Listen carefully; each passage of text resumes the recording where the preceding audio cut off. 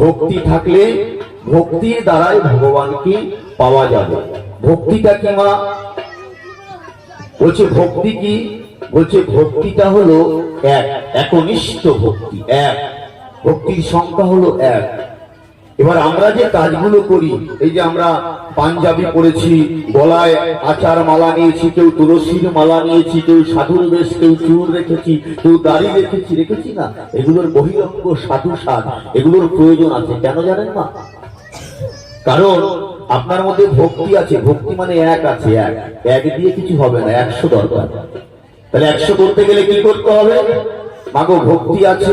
প্রত্যেক দিন ঘুম থেকে উঠে আমার দয়াল হরির সামনে একটু আরতি বাজিয়ে যদি প্রাণমতি সুখসারী পোহাইল সর্বরি গানটা করে, আমার দয়াল হরিকে জাগান, দয়াল হরি জাগান, আমার দয়াল হরির একটা আচরণ হবে। এই আচরণে শূন্য।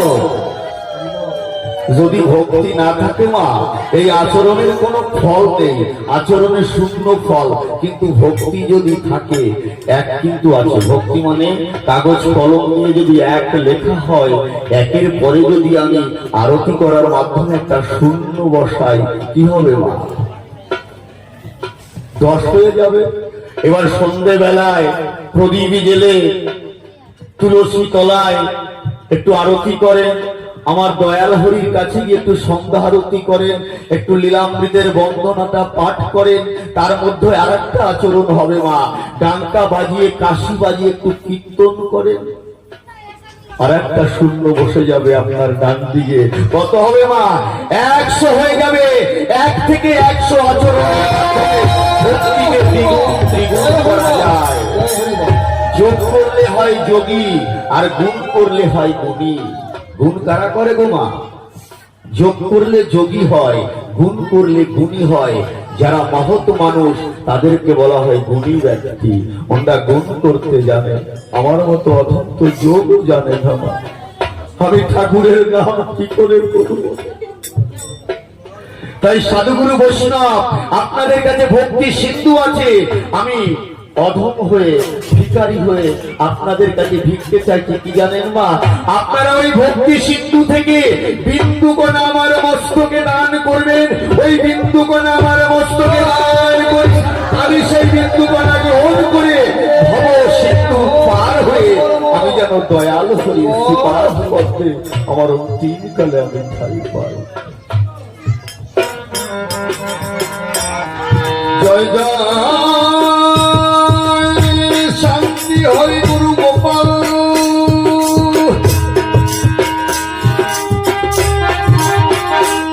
হসে চাঁদ প্রেমানন্দ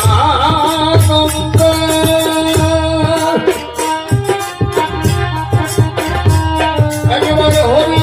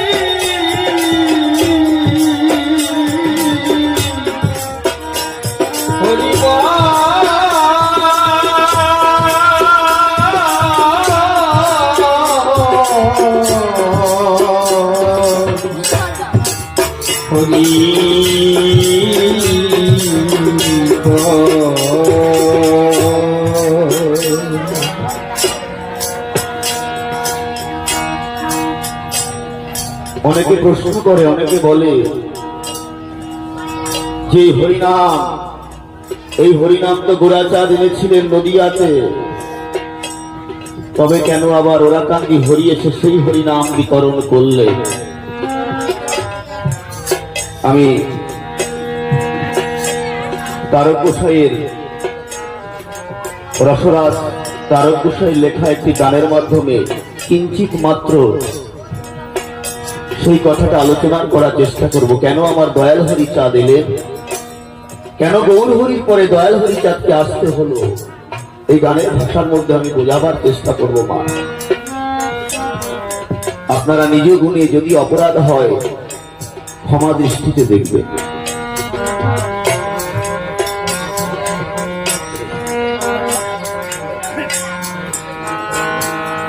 জন্মি যে জন্মে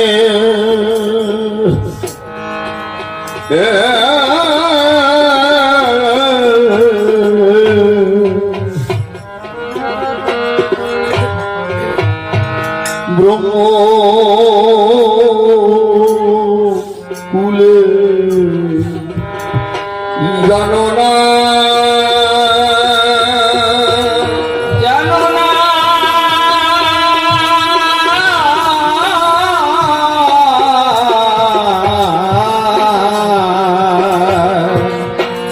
জন্মি যে জন্মে ব্রহ্ম কুলে জানো না,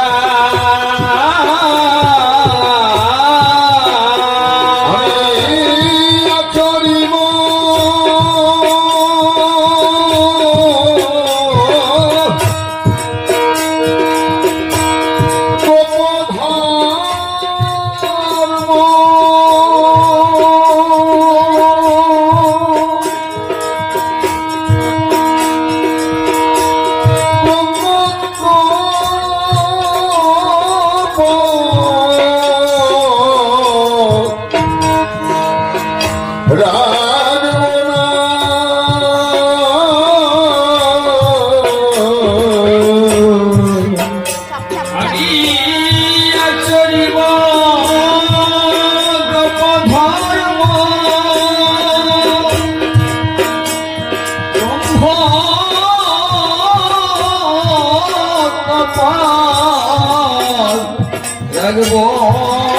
না, জন্মি যে জন্মে হরিব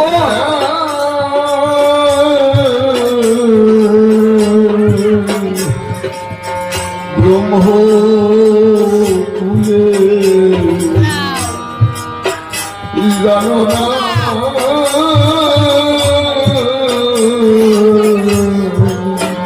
জন্মি যে জন্মে ব্রহ্ম কুলে জানো না,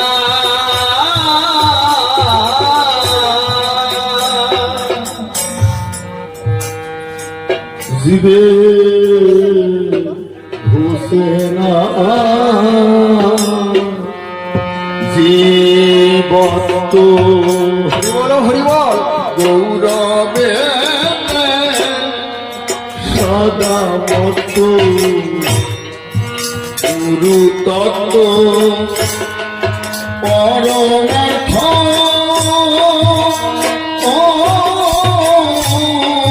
সে তত্ত্বকে নিল না। জীবে খুশি না কি বস্তু গৌরবে সদাই মত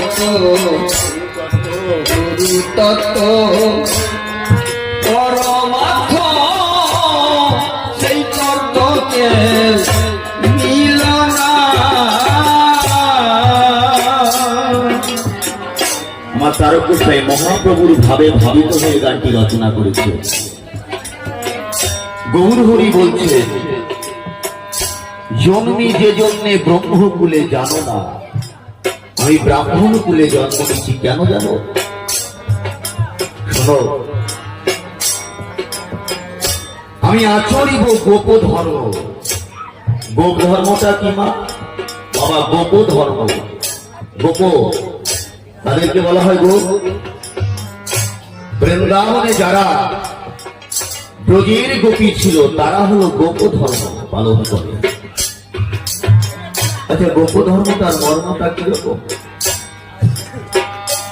গোপ ধর্মটার মর্ম হল, আমায় বাসো বানা বাসো ভালো এই ভিক্ষাচা, আমায় বাসো বানা বাসো ভালো তাতে কোনো দুঃখ নাই, হে দয়াময় হরি তোমাকে বাসিব ভালো এই ভিক্ষাচা। তুমি যদি আমায় নাও ভালোবাসো, ব্রজের গোপীরা বলছে হে রাম, হে কৃষ্ণ, হে গোবিন্দ, তুমি যদি আমাদের ছেড়ে চলেও যাও, আমাদের মনে প্রাণে সদা সর্বদা ধ্যানে জাগরণে আমরা গোবিন্দ ছাড়া আর কিছু কখনো ভাবি না। আমার মহাপ্রভু বলেন, আমি আচরিব সেই ধর্মটা। কোন ধর্মটা? ব্রজের গোপীরা যে ধর্মটাকে পালন করেছে। তাই তিনি কি হলেন? রাধার ভাবকান্তি বিলাসিতে গোড়ার ধরি হরিনাম প্রচার করলেন নদিয়া নগরী।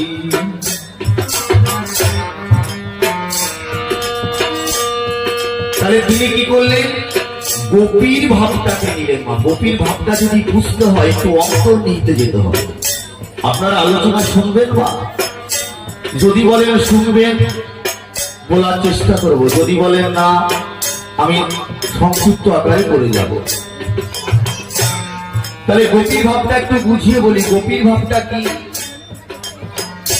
একদিন ব্রজের ব্রজেন্দ্র নন্দন হরি যিনি, ওনার কপালে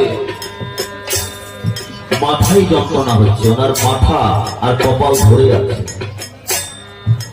উনি নারদকে ডাকে, হে নারদ, হে নারদ শোনো। হে প্রভু বলেন, শোনো নারদ, আমার কপালে আর মাথায় প্রচন্ড যন্ত্রণা হচ্ছে। কারণ গোবিন্দ কিন্তু নারদের মনটাকে আগেই বুঝতে পেরেছে, নারদের মনে মনে কি চলছে। বলছে প্রভু কি করতে হবে? বলছে শোনো নারদ, যদি কোনো ভক্ত আমায় তার চরণের ধুলো আমাকে দেয়, আমার মাথায় যদি তার চরণের ধুলো লাগাতে পারি, ওই ভক্তের চরণ ধুলো মাথায় লাগালে আমার মাথা যন্ত্রণা ঠিক হয়ে যাবে, আমার কপাল যন্ত্রণা ঠিক হয়ে যাবে। নারদ বলল, প্রভু এই সামান্য জিনিস আমি এনে দেবো, কিন্তু আপনি আমার একটা কথা রাখুন, ওই ধুলো আনার আগে আমার একটা প্রশ্নের উত্তর দিন আপনি। হে নারদ বলো, তোমার প্রশ্নটা কি? হে গোবিন্দ, হে কৃষ্ণ দয়াময় হরি, এই জগতে তোমার সব থেকে বড় ভক্ত কি? তোমার তো কত প্রকারের ভক্ত আছে, কোন ভক্তটি সব থেকে বড়? গোবিন্দ বলে, তোমার উত্তর আমি দেবো নারদ, আমার প্রচন্ড মাথায় যন্ত্রণা করছে, তুমি আগে ধুলো লাগিয়ে আস। নারদ মনে মনে চিন্তা করলে, এই ধুলো সবসময় হরিনাম কি করে গো মা? পঞ্চমুখে শিব জপ করে, আমার অশ্বিনী কর্তার গানের মধ্যে আছে। তাহলে হরিনামের মাহাত্ম শিবের কাছে আছে, শিবের কাছে শিবের চরণের ধুলো এনে প্রভু কপালে মাথায় দিয়ে দেবো, তাহলে আমার ধুলো আনার কাজ শেষ হয়ে যাবে। তাই নারায়ণ নারায়ণ করতে করতে বিনা বাজাতে বাজাতে শিবের কাছে উপনীত হয়েছে। প্রণাম দিয়ে বলছে, মুনিবর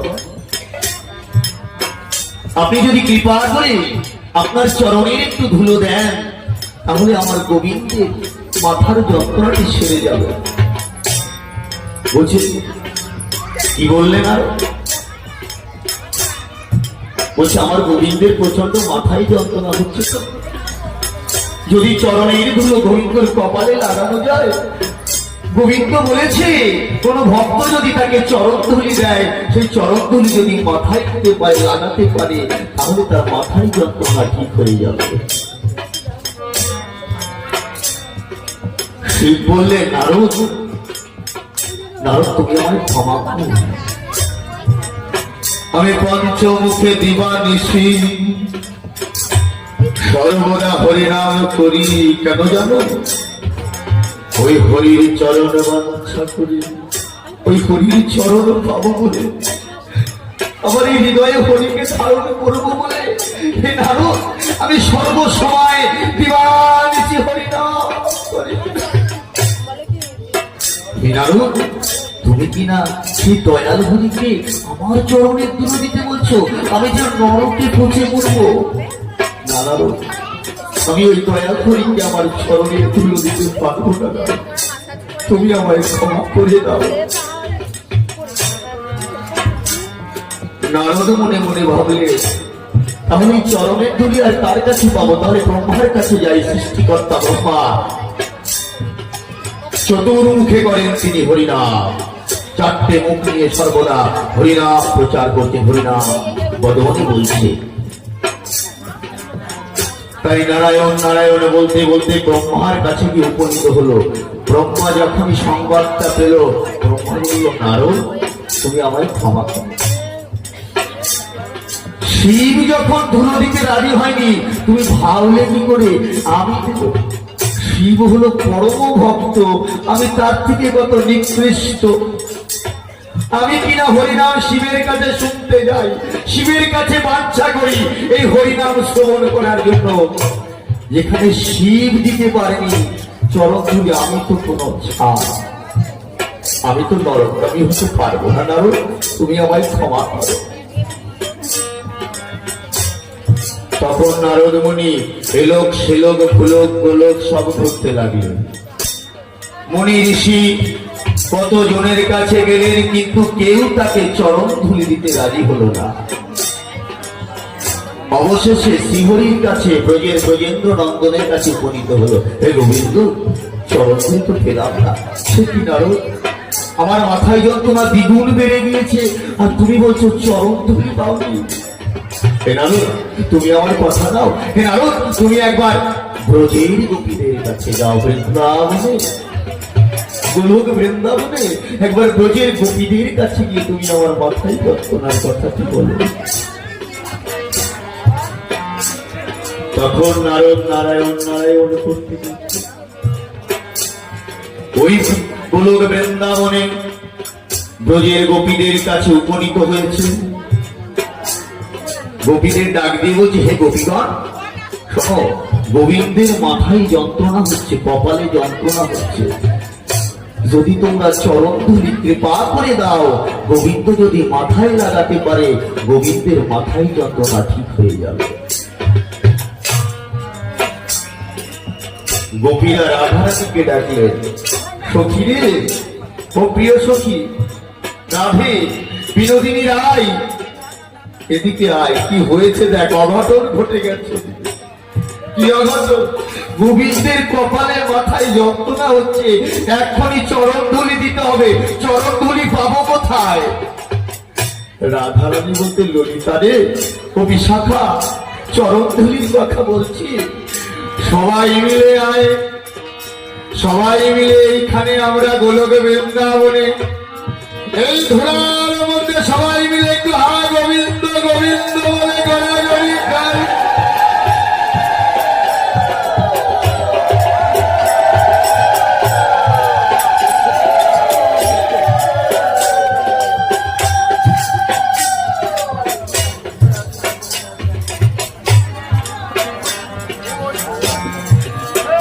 সবাই মিলে গোবিন্দ গোবিন্দ বলে একটু নয়নের জলে খেতে আমরা চরণ ধুলিটা ওইখান থেকে নিয়ে আমরা একটা পুটলি বেঁধে নারদকে দিয়ে দিই।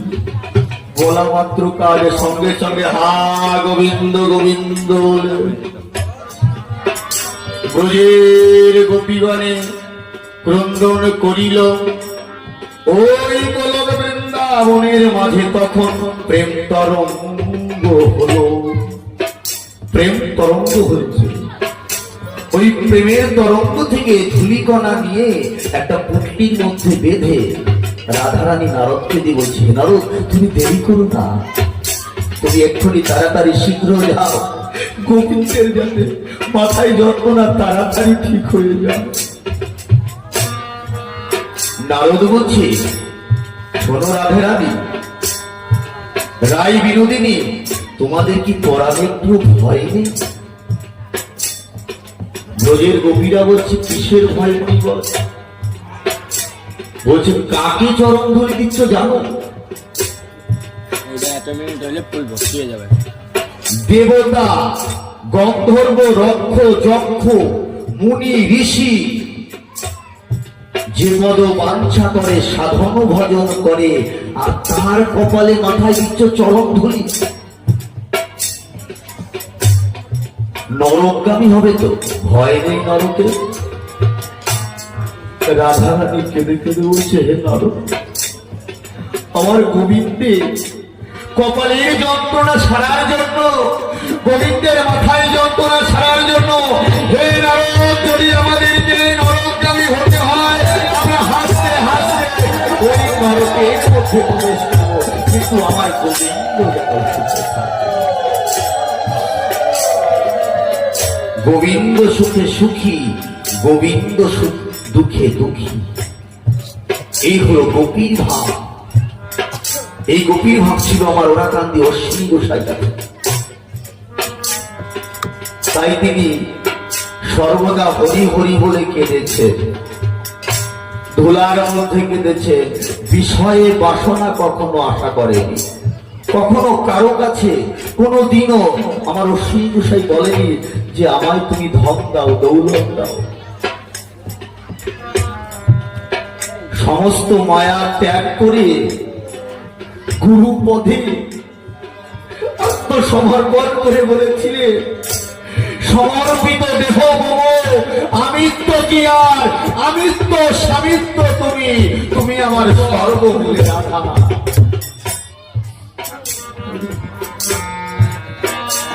আর আপনি হইয়া নম্র, দিব্যে শিক্ষা দিব ধর্ম।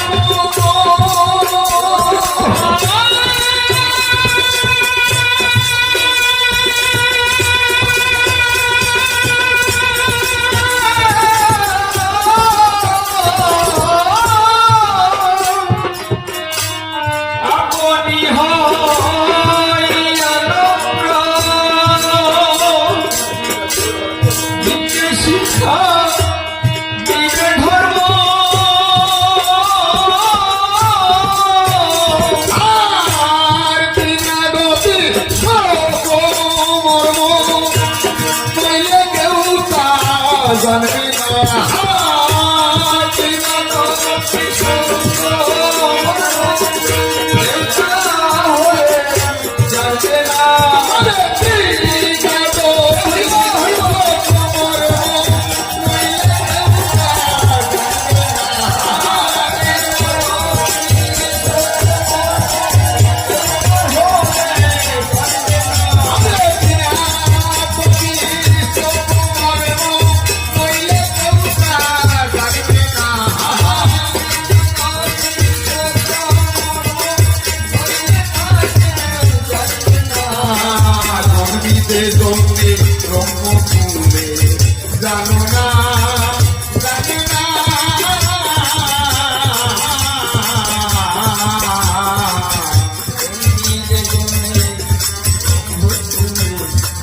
জানো না।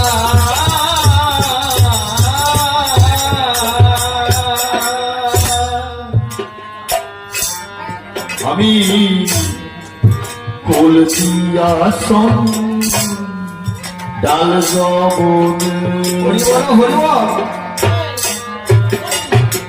মহাপ্রভু কি বললেন? আপনি হইয়া নম্র, জীবকে শিক্ষা দিব ধর্ম, তৃণাদপি শ্লোক মর্ম, নইলে কেউ তা জানবে না। তাহলে তৃণাদপি শ্লোকটা কি ছিল? মহাপ্রভু মহাপ্রভু এই জগৎবাসীকে 8খানা শ্লোক দিয়ে গেছে, 8খানা। এই 8টি শ্লোকের মধ্যে একটা উত্তম শ্লোক, খুব ভালো শ্লোক হলো তৃণাদপি শ্লোক। কি বললেন? গৌরহরিকে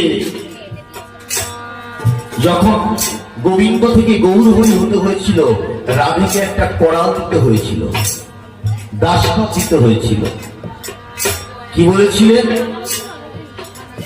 রাধারানী বলেছিল, হে গোবিন্দ, তুমি আমার কথা নিতে বিনা অস্ত্রে এবার যাবে। তুমি অস্ত্র ধরবে না। কি করতে হবে? বলছে তোমার কাছে একটাই অস্ত্র থাকবে, সে হলো অবৈধ প্রেম নাম অস্ত্র। সঙ্গে শুধু নাম নিয়ে যাবে, নামটাকে অস্ত্র করে দাঁড়ে দাঁড়ে গিয়ে ঘরে ঘরে গিয়ে এই হরিনামকে তুমি প্রচার করবে। তাহলে নাম অস্ত্র। কিন্তু মহাপ্রভু যখন জগাই মাধাইকে উদ্ধার করলেন,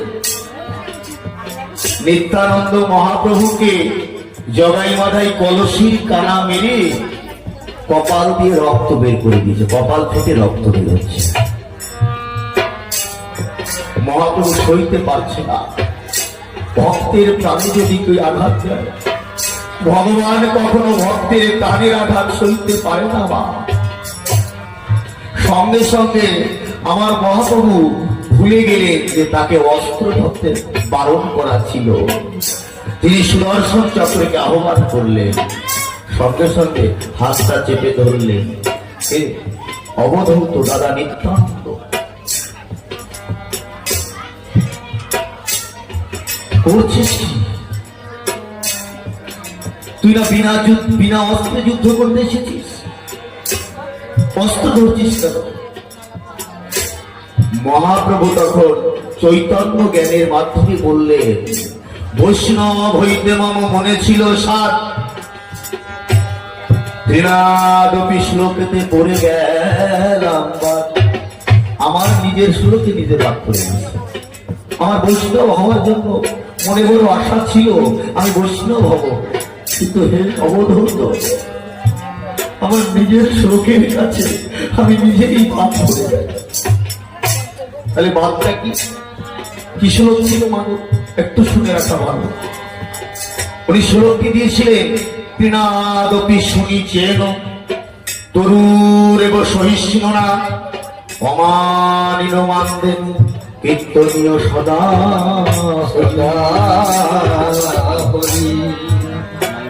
তাহলে তৃণাদপি শুনিছেন, ঘাসের থেকেও নিচু হও। তরুরেব সহিষ্ণু মানে তরু অর্থাৎ গাছ, গাছের থেকেও তুমি সহিষ্ণু না, তোমার সহ্য ক্ষমতাটা বেশি রাখো। আর কি বলেছে? অমানিন মানদেন, এই জগতে কাউকে যে সম্মান করে না তুমি তাকেও সম্মান করো। আর কি বললেন? কীর্তনীয় সদা হরি, সর্বদা বদন ভরে হরিনাম বলো, হরিনাম ছড়া।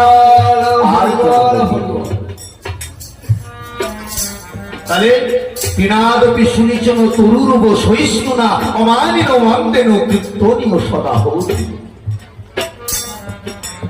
তাহলে ঘাসের থেকেও নিচু হতে বলেছে।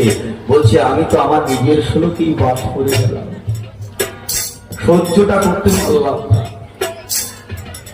গাছের মতো সহ্যশীল হতে বলেছে, আমার ধৈর্যটা ধরল না। আমি সুদর্শন চক্রকে আহ্বান করলাম, হে অবধূত, আমি তৃণাদপি শ্লোকে নিজের কাছে নিজেই বাস করে গেলাম। তাহলে ঘাসের থেকে নিচু হতে বলেছে। মা ঘাসের তলায় কি থাকে গো মা? ঘাস দেখেছেন তো, দুর্বা ঘাস মাঠের মধ্যে হয়, ওই ঘাসের তলায় কি থাকে মা? মাটি থাকে, ধুলো থাকে। বলছে ওই ধুলি কণার মধ্যে লুকিয়ে আছে আমার শ্রীহরিচাঁদের পায়ের চিহ্ন, পায়ের ধুলো। আমার শ্রীহরিচাঁদ যেখানে যেখানে গিয়ে আমার হরির পায়ের ধুলো মিশে আছে। তুমি ওই ধুলোর মধ্যে মিশে যাও, ঘাসের থেকেও নিচু হও। আমি কলকিয়াসন ডাল জবনে হরি বলা হয় বন্ধু জ্ঞানে, গোপ হতে কত গুণে নত হলে দেখো না।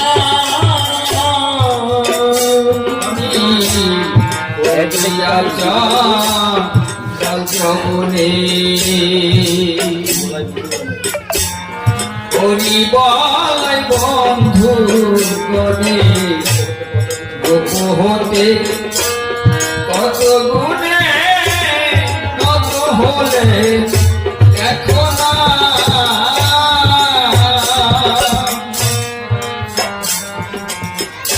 কলুরিয়া চণ্ডাল জগনে হরিবলাই বন্ধু জ্ঞান।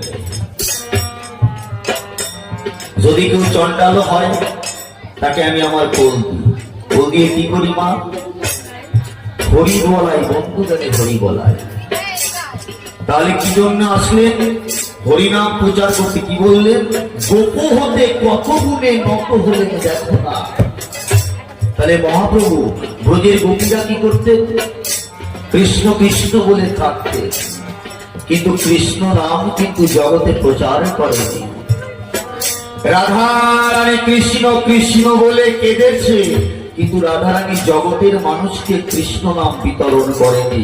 বলছে দেখো গোপীর থেকেও নত হয়েছি। আমি নত হয়ে ঘরে ঘরে গিয়ে গিয়ে আমি হরিবলাই বন্ধু গেলে, হে বন্ধু, হে বন্ধু, হে হরিনাম, সবাই মিলে তোমরা হরি বলো।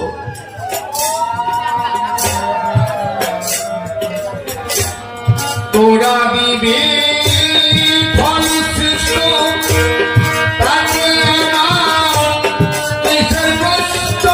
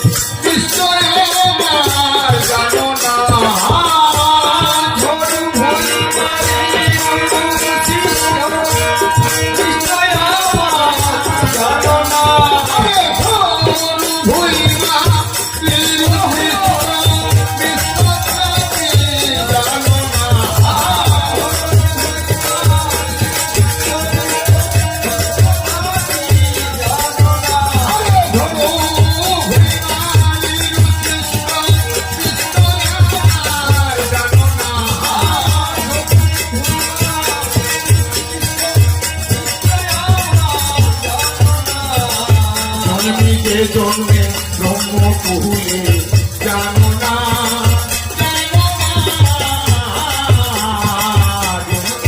জন্মে ব্রহ্ম কহুলে জানো না।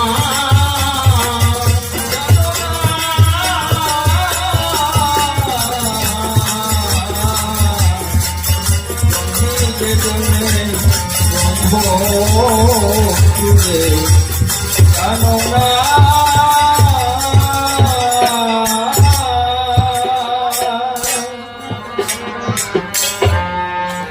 রঘুনাথা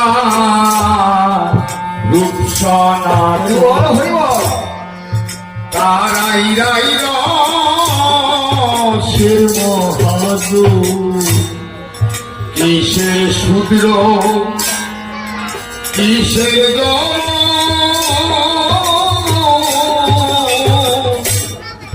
করলে কৃষ্ণ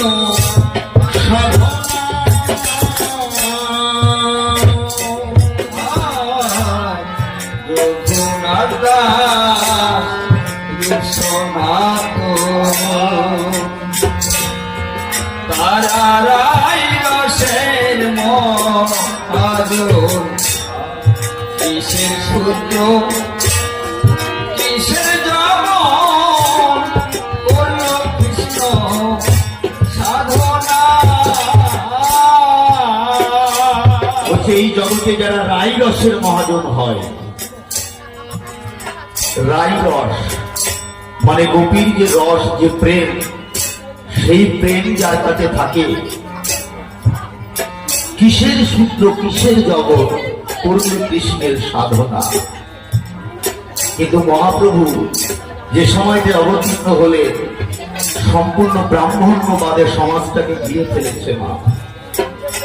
ব্রাহ্মণদের চাপে আর তাপে সূর্যের কোনো ঠাঁই নেই, পতিত জাতির কোনো ঠাঁই নেই, যারা নিম্ন বর্ণের মানুষ তাদের কোনো ঠাঁই নেই। তাই মহাপ্রভু কেঁদে কেঁদে বললেন, জন্মি যে জন্মে ব্রহ্মকুলে জানো না, ব্রাহ্মণ কুলে তো কেন জন্ম নিয়েছি? আমি আচরিব গোপের ধর্ম, গোপ ধর্মটা আচরণ করবো, ব্রহ্মত্ব পদটাকে রাখবো না, এই ব্রাহ্মণ্যবাদ সমাজ থেকে মুছে ফেলবো। কিন্তু আমার দয়াল গৌর হরি পারে নাই, আমার হরিচাঁদ এসেছেন তাই ব্রাহ্মণ বর্জিত ধর্ম হলো। আমরা যারা পতিত জাতি আছি, আমরা ব্রাহ্মণকে কাজে লাগাই না, আমরা নিজের পুজো নিজে করতে জানি, নিজের মন্ত্র নিজে বলতে জানি, আমরা ব্রাহ্মণের বিরুদ্ধে গেলাম। তাই সুল্লু খেয়ে উল্লু হয়ে রাস্তার মাঝখানে পড়ে থাকে বাবা আগের দিন রাত্রে বেলায়, পরের দিন সকালবেলা এসে বলছে, কি বলছে? মা কালী পুজো আরম্ভ করে দিয়েছে। বাবু দেশে শক্তি রূপ সংস্কৃত পালনে পুজো কাজে লাগবে। ওটা সুল্লু খেয়ে পরে আগের দিন রাতে শুয়েছিল মা। তাহলে সুল্লু খেয়ে শুয়ে আছে, ব্রাহ্মণ যদি বকলম হয় তাও তার ঠাকুর ঘরে গিয়ে ঠাকুরের পুজো করতে পারবে। আর একটা শূদ্র যদি সে আপ্য কাপ্য তীর্থ পাশ হয়ে আছে, তার ঠাই নাই। কেন মা? পূর্বে চলে যান, মহামণি পরাশর ব্রাহ্মণ পুত্র ছিলেন না, কিন্তু ব্রাহ্মণ ছিলেন। মহামণি ব্যাস ব্রাহ্মণের পুত্র ছিলেন না, কিন্তু ব্রাহ্মণ ছিলেন। অনেক নিদর্শন আছে, কর্মের দ্বারাই তখন নির্ধারণ করা হতো কে ব্রাহ্মণ হবে কে শূদ্র হবে। কিন্তু যেদিন থেকে কর্ম বাদ দিয়ে বর্ণের দ্বারাই নির্ধারণ হয়ে গেল, সেদিন থেকে আমরা নিম্ন বর্ণের মানুষকে একটা দাবানোর চেষ্টা চারিদিকে শুরু হয়ে গেল, ব্রাহ্মণ্যবাদটা এসে। তাই মহাপ্রভু বললেন, আমি আচরিব গোপ ধর্ম, ব্রহ্মত্ব পদ রাখবো না, এই ব্রাহ্মণ পদটা আমি মুছে দেব। ব্রাহ্মণ হলে কৃষ্ণ মন্দিরে ঢুকতে পারবে, আর যমন হলে ঢোকা যাবে না, শূদ্র হলে ঢোকা যাবে না, ডোম হলে ঢোকা যাবে না, বাগদি হলে ঢোকা যাবে না, তেরি হলে ঢোকা যাবে না, মালি হলে ঢোকা যাবে না, ওই জাতি আর চলবে না। তাই কি বললেন মহাপ্রভু? কিসের সূত্র কিসের জগৎ করলে কৃষ্ণের সাধনা। কৃষ্ণের যদি সাধনা করে সে আবার সূত্র হয় কি প্রকারে?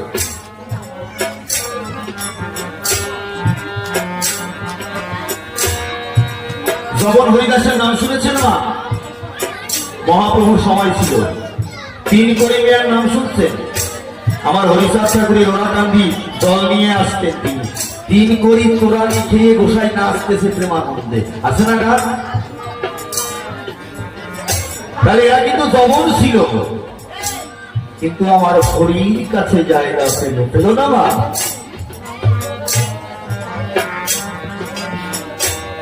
কৃষ্ণ কথা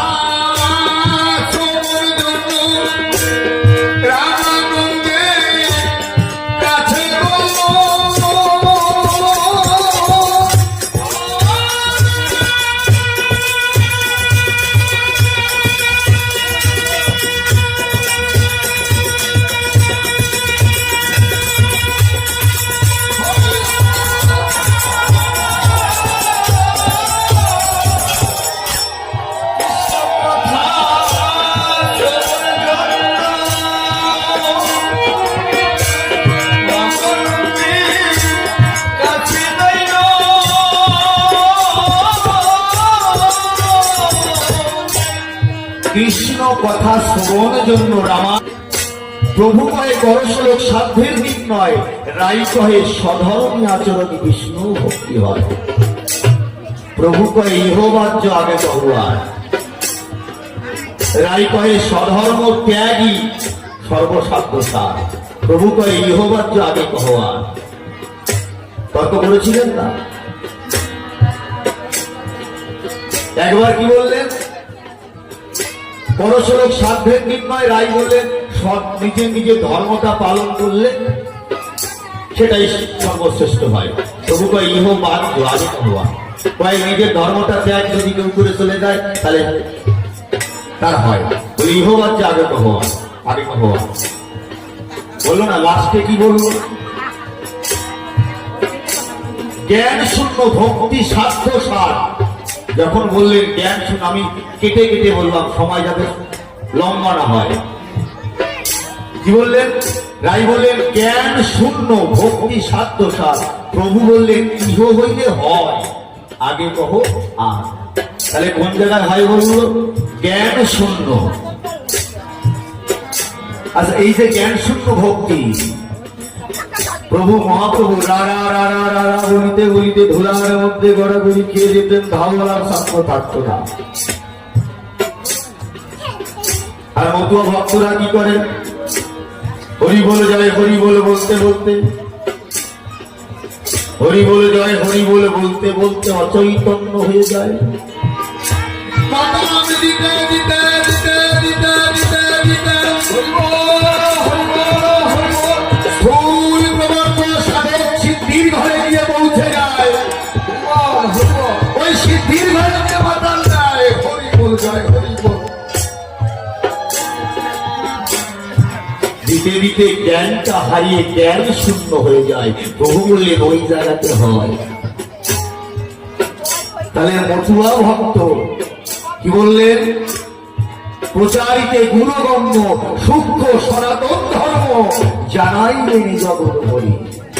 ওই জায়গায় সূক্ষ্ম। কোন বৈষ্ণব ধর্মে জ্ঞান শূন্য মার্গে পৌঁছাতে গেলে অনেক ঊর্ধ্বে সাধন ভজন করতে হয়। মতুয়ার বাজারে সহজ সরল মত। আমার বিজয় সরকার, পাগল বিজয় সরকার একটা গানে বলেছিলেন, কলির জীবের দিতে পারে পথ ওরা গান্ধীর সহজ সরল মত। বললেন না? তাহলে ওরা গান্ধী সহজ সরল মত।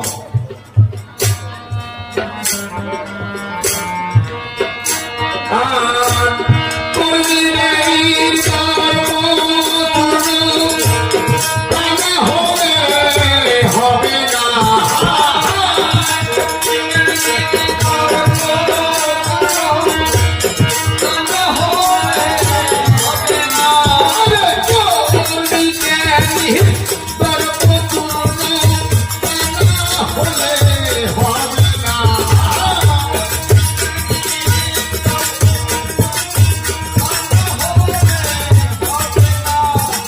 জন্মিতে জন্মে ব্রহ্মকুলে জানো না, জানো না।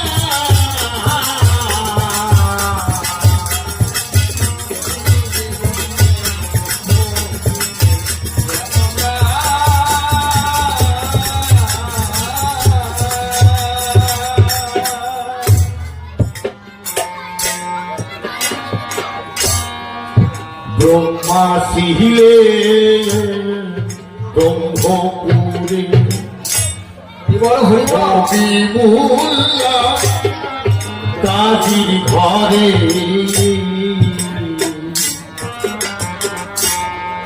ভুলিতে পারি কাহারে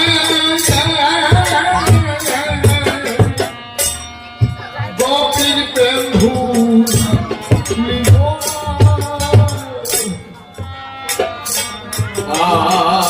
আর ব্রহ্মা ছিলেন ব্রহ্মপুরে, কবি বলা কাজী ঘরে ভুলিতে পারি কাহারে কবি বন্ধু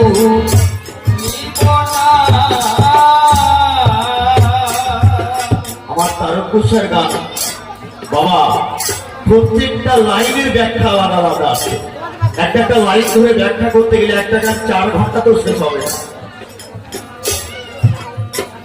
এতটা লম্বা লম্বা ব্যাখ্যা আছে। আমি শুধু তাজ দিয়ে যাচ্ছি মাগো, তাতেই কত সময় চলে যাচ্ছে। আরো পেছনে গায়ক আছে, তাদেরকেও সুযোগ দিতে হবে। ব্রহ্মা ছিলেন ব্রহ্মপুরে, ব্রহ্মা ব্রহ্মপুরে ছিলেন। তিনি ওখান থেকে দর্শন করছেন কৃষ্ণ লীলা। কি দেখছেন? যে কৃষ্ণ গিরি গোবর্ধন পাহাড়ের পাশে বসে বসে ওই রাখাল বালকদের খাওয়া খাওয়া ফল, উৎকৃষ্ট ফল, ওই রাখাল বালক একবার খাচ্ছে, বলছে এটা মিষ্টি কৃষ্ণ, এইটা খা, এটা খুব মিষ্টি, এই ফলটা মিষ্টি।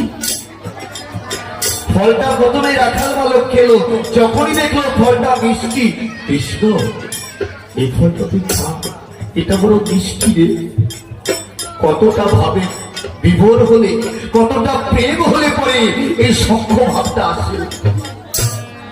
ব্রহ্মা বললে তুমি যদি ভগবান হবা, লোকে এ টোকাটা কেন খাবা? ভগবান কি কারো এ টোকাটা খাই নাকি?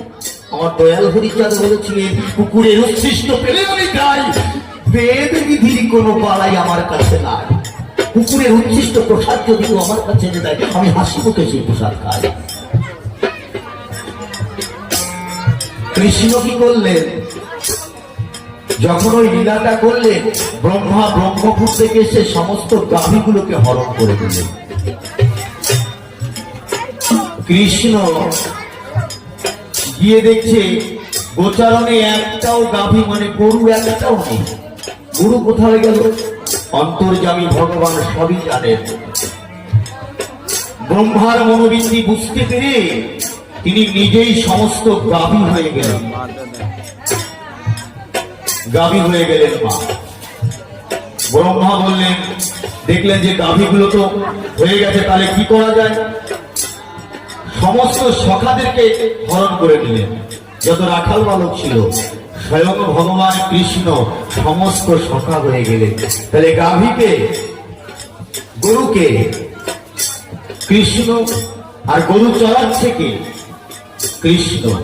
এই জগৎ কৃষ্ণ। শ্রী গোসাই বলেন, লটায় কৃষ্ণ, পাতায় কৃষ্ণ, আমি যেদিকে তাকাই সেদিকে কৃষ্ণ, কৃষ্ণ ছাড়া কিছু নাই, আমার হরি ছাড়া কিছু নাই।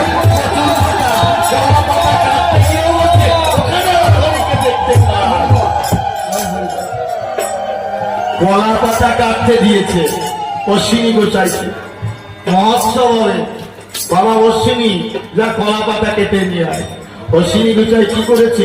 কলা পাতা কাটছে, কি কলা গাছের গোড়ায় বসে বসে কাটছে। সবার দ্বারা একটা কাজ হচ্ছে। আমার গুরুচাঁদ আমায় একটা কাজ দিয়েছে, শুধু কলা পাতা কাটতে বলেছে, আমি কলা পাতাটাও কাটতে পারছি। গুরুচাঁদ এসে বলছে, কি অশ্বিনী তুই বসে আছিস কেন, কলা পাতা কাটছিস না? বলছে, বাবা আমি কোন পাতাটি কাটবো? আমি যে পাতা কাটতে যাই সেই পাতায় আমার হরিচাঁদকে দেখতে পাই, আমি কোন পাতা রেখে কোন পাতাটা কাটবো?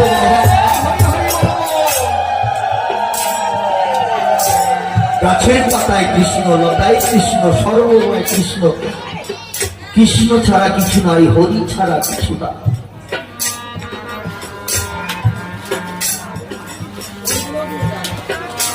তাই ব্রহ্মা যখন হরণ করে দিলেন, কৃষ্ণ স্বয়ং গাভী হলেন, কৃষ্ণ স্বয়ং রাখাল বালক হলেন। কেমন লীলা ভাবুন। বলছে, আমি ভুলিতে পারি তাহারে, ওই ব্রহ্মাকেও ভুলে যেতে পারি, কিন্তু আমি গোপীর প্রেমকে ভুলতে পারি না। হবিবুল্লাহ কাজীর ঘরে ব্রহ্মা জন্ম নিয়েছিলেন। পরবর্তীতে কি হয়েছিলেন আপনারা জানেন সবাই।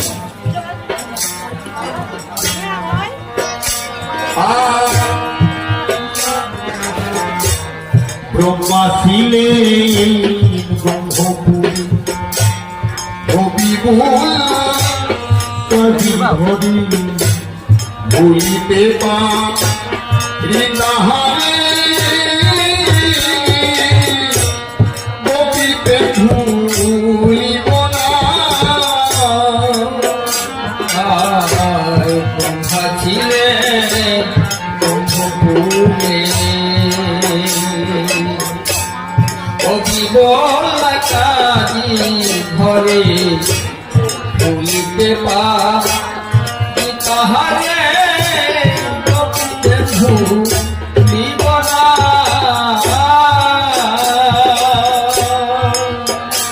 আর ব্রাহ্মণে মা জগতি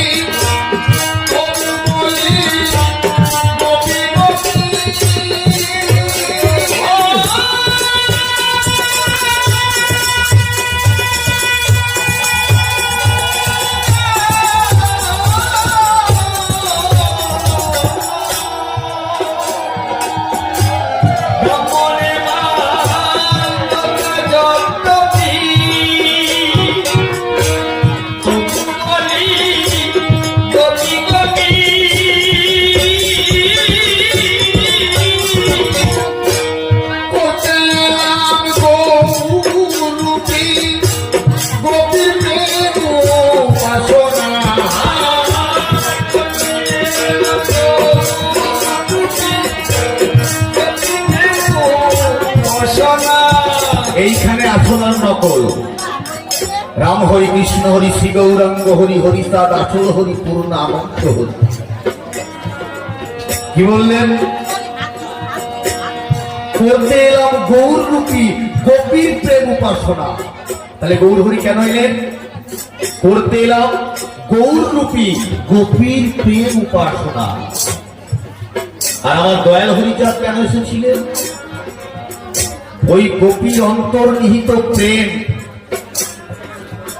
জগৎ মাঝারে বিতরণ করবার জন্য। ব্রহ্ম বৈবর্ত পুরাণের একটা কথা বলি বাবা। ব্রহ্ম বৈবর্ত পুরাণে লেখা আছে, আমারও তাই দেখা আছে। মা কি আছে? কৃষ্ণ নাম কীর্তন আকারেই করা হোক বা যেভাবেই করা হোক, এই কৃষ্ণ নাম করলে পরে 10 প্রকারের অপরাধ হয় চরাচর। আর কৃষ্ণ নাম শ্রবণ করলে পরে 32 প্রকারের অপরাধ হয় চরাচর। কিন্তু সেই অপরাধ কিভাবে মার্জনা হয়? নামের দ্বারায়। নামেতে হয় প্রেম সমাধি, নামে কালের কাল হয় শাল সমাধি, হরিনামের পরিণাম। বিজয়বাবু একটা গানে আছে, তাহলে নামের মাধ্যমে নামের অপরাধকে কাটা যায়, তাই তো? তাহলে নামই হতে হবে। যদি নামই না হওয়া যায়, সারা জীবন কৃষ্ণ কৃষ্ণ বলে কাটলে কিন্তু আমার অপরাধ থেকে মার্জনা করতে পারবো না। কিন্তু দয়াল হরিচাঁদ এসে প্রথম বললেন, শোন বাবা, ভক্তবৃন্দকে বলল, তোরা সবাই মিলে প্রাণ ভরে হরি হরি বল বলবি, হরি নাম করবি, তোদের কোনো অপরাধ নেই, তোদের নাম অপরাধ আমি কেটে দিলাম। এই যে গৌর থেকে হরিচাঁদ কি আলাদা দিল? এরকম ধরুন তাহলে আলাদা এইটুকু দিল যে অপরাধটা পূর্বের জন্মে ছিল, গৌর হরি যখন পরবর্তীতে আমার জন্ম নিয়ে এলো, তিনি বললেন তোদের আর নামের কোনো অপরাধ থাকবে না, তোরা যেভাবে খুশি নাম কর, কোনো অপরাধ নেই, নামের কোনো অপরাধ থাকবে না। করতে এলাম গৌর রূপী গোপীর প্রেম উপাসনা।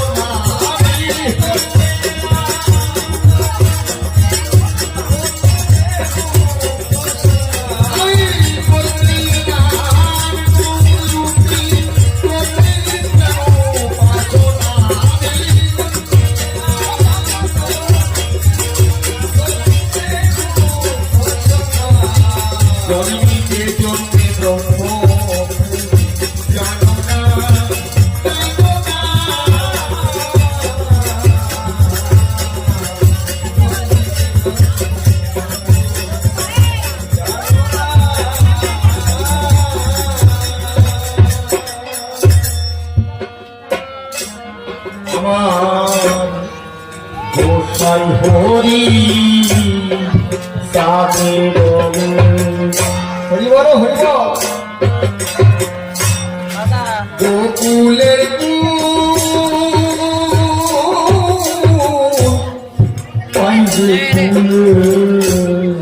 প্রেম দিব তার হৃদয় তুলে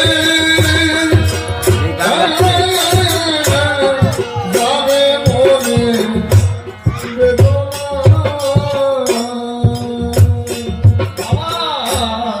গোসাই হরি কাজে পড়লে ফুলে ফুল পাইতে ফুলে জীবতার হৃদয় তুলে যাবে মনে চেতনা।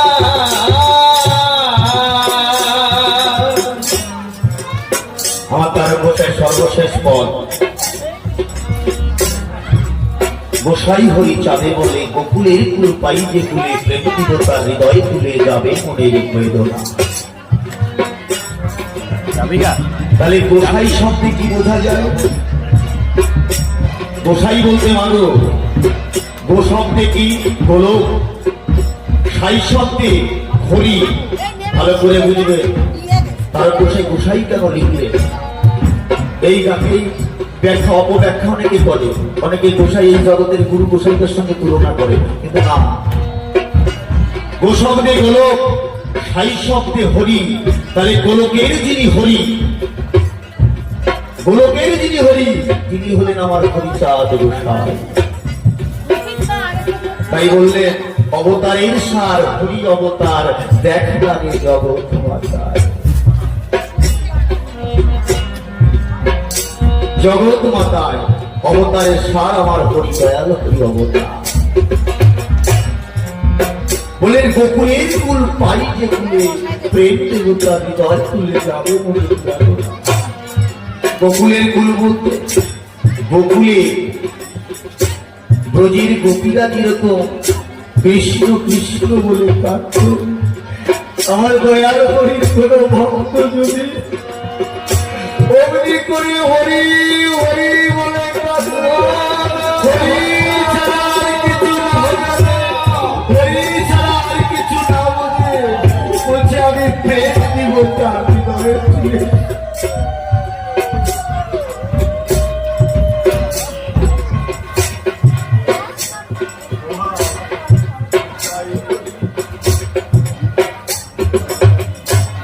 গোসাই হরি যাকে বলে, গোকুলে কুল পাইছে কুলে, দেবতা হৃদয় তুলে যাবে মনে বেদনা।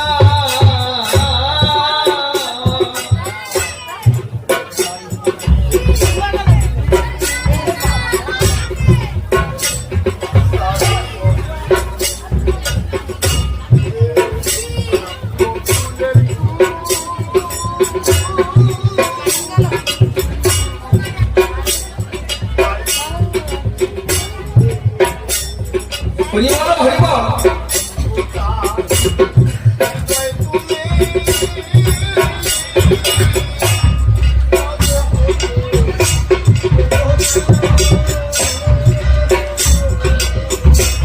আমার সেই হরি যাকে বলে,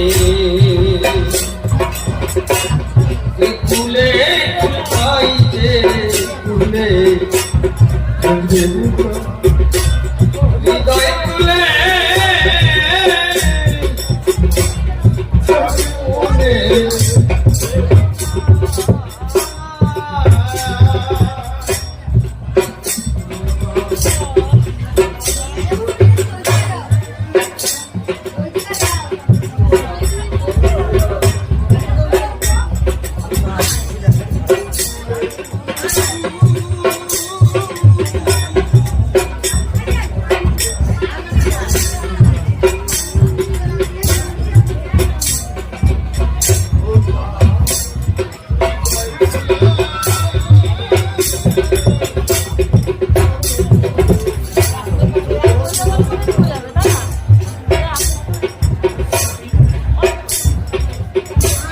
গোসাই হরি যাকে বলে, কুলে কুল পাইছে কুলে, দেবতা হৃদয় তুলে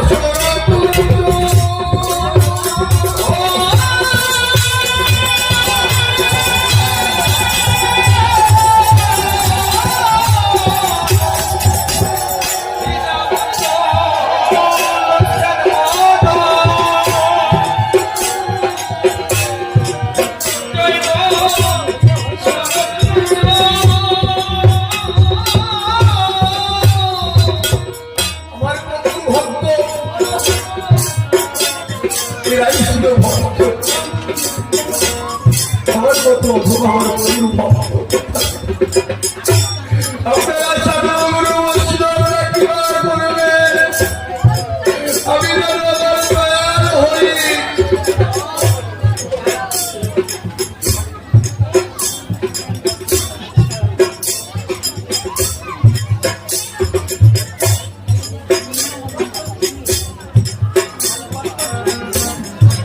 আমি যেন আমার দয়াল হরি সেই ভক্ত না হতে পারলেও হে বৈষ্ণবগণ, হে সাধুগণ, আমার এই আশীর্বাদ করবেন আমি যেন হরি ভক্তের সঙ্গ করতে পারি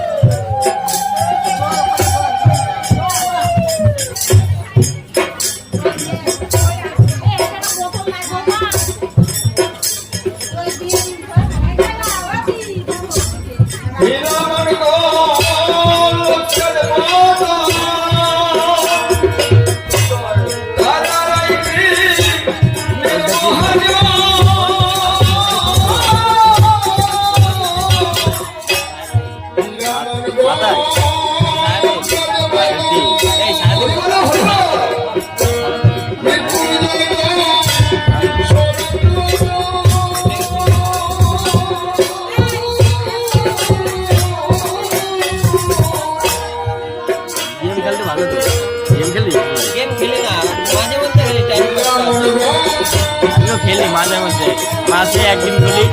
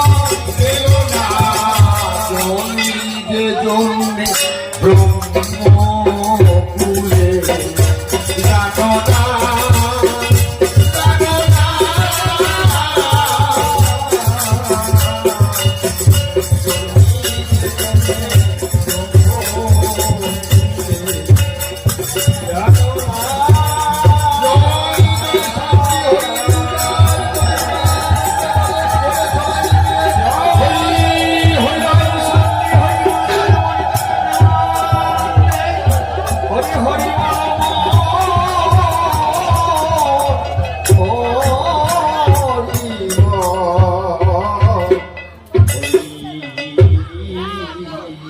এবার